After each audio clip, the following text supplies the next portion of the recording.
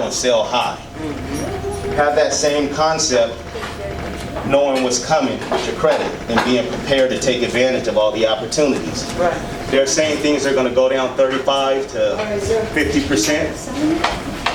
I think it's going to go down a little more. So we want to own nothing and control everything. Ownership is a big thing that hurts us in understanding finances and being wealthy. How the wealthy stay wealthy is they control things so you can get a different type of write-off. So if you're in a trust, you got your property in a trust, for example, everything that you do for your beneficiary, which is your kids or your loved ones, all of those costs of going to buy school clothes, soccer, taking them on trips, that's all expenses that can be written off. But you can't do it under your Social Security number. You have to have it in an entity. That's why you shouldn't have anything in your name. When we're done, the only thing that should be in your name is your credit cards, and you're just strictly using that as leverage for funding your business. And we show you how to take the money off of your personal credit cards and move that over into your business the correct way. You pay higher taxes when you operate as a sole proprietor or under your Social Security number because they're punishing you for operating incorrectly. What they give you as a Social Security number is just a placeholder. If you don't know how to do anything as far as setting up your finances the right way, which they don't teach us, I've learned none of this in school. That's right. That's why you pay 35, 45, 50% in taxes. If you ever wonder why you don't see Donald Trump paying taxes, you don't see Elon Musk paying taxes, they're all set up correctly. Wow. They're all operating out of trust. And they're playing the game right. Just like you notice they chased him about his taxes for 5-6 years. Yeah. They got him and nothing happened, right? Right. Everybody's doing the same thing. That's why he was laughing. So with your personal credit, you want to have at least a 685 plus credit score. And it's not just about the score, it's the file. Because you can have a 685 credit score in one account with a $500 Capital One card or something like that. But nobody's going to give you anything, any kind of big money.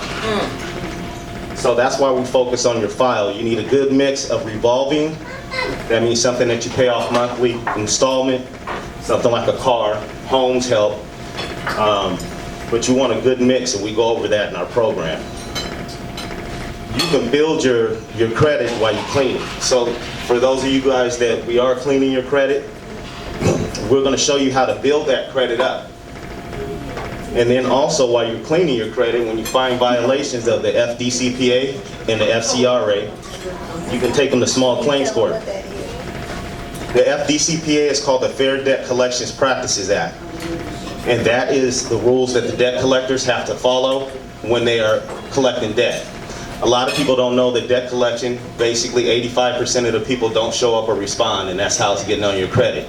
You ever seen those little letters you get saying, this is XYZ debt collector and we just bought your debt from Citigroup, and you got 30 days to respond? That's called a dunning letter.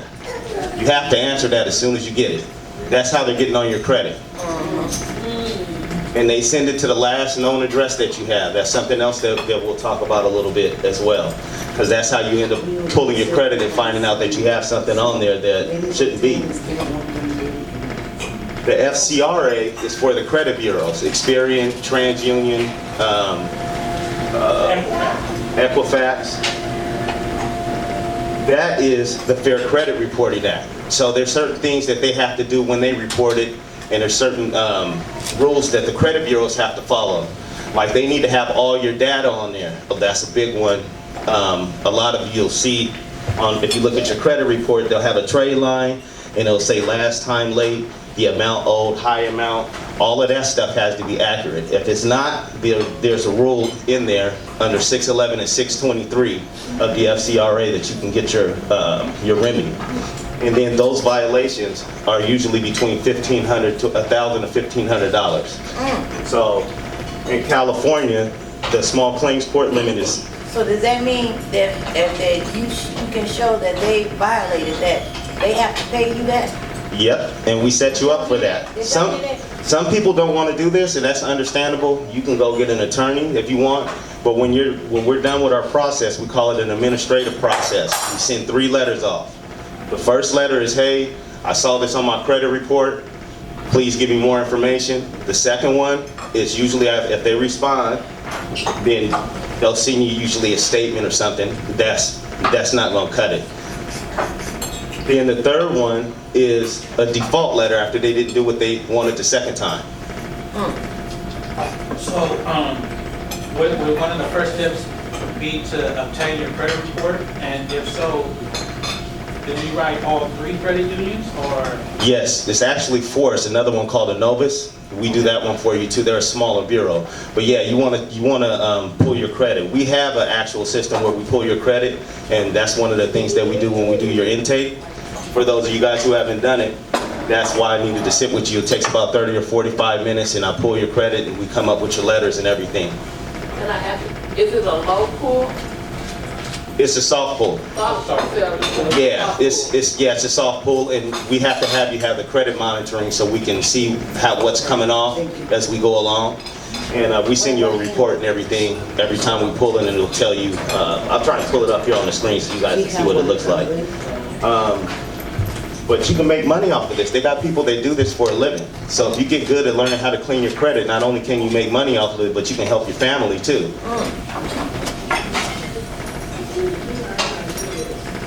Yes, ma'am. So, I have something on my credit, right?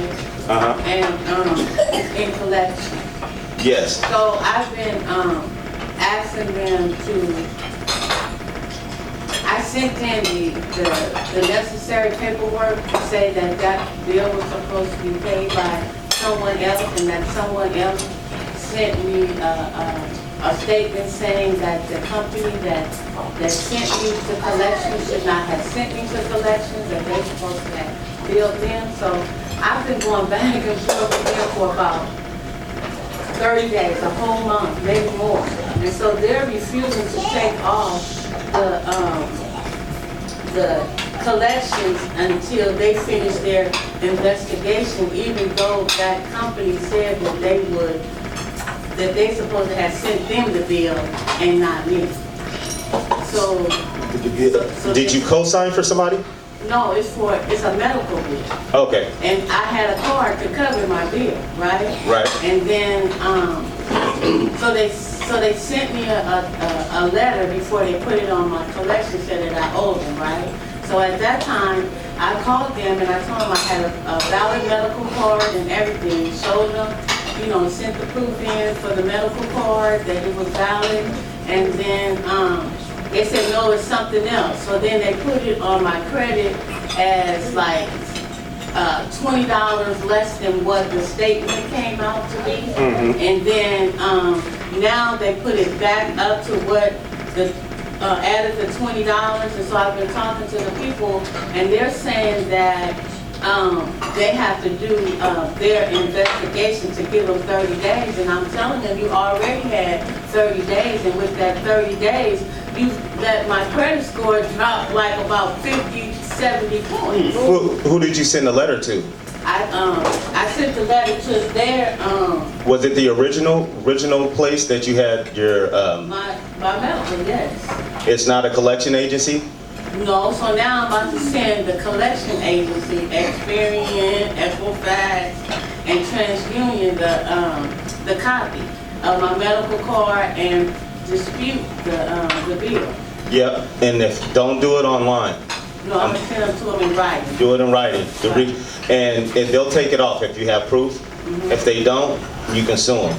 But they do have 30 days to do their investigation, and then they have another 15 days to do a reinvestigation. Okay. So we can talk about that too, for sure. You're doing the right thing. That's what you want to do. But the reason why you don't want to dispute online, and a lot of people don't know that, is you waive a lot of your rights. Really? Yeah. When you dispute online, go read the small print next time. You see, you're waiving your rights under 623 and 611. If you guys want to write that down to the FCRA. Wow. 620. 623 of the Fair Credit Reporting Act and 611 of the Fair Credit Reporting Act. When you waive those rights right there, you're basically sinking your ship. So always do it in writing.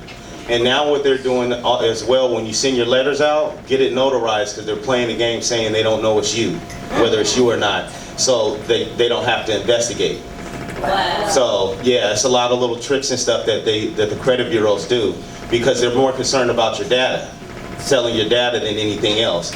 So if I can keep your credit score messed up, then you got to keep getting a credit report package or a monitoring package, or you got to keep sending letters off, costing you money. So that's how I would handle that one. Also, what you can do is, was it at is the actual hospital? I want you to really look on your report and see, is it the actual hospital that's reporting?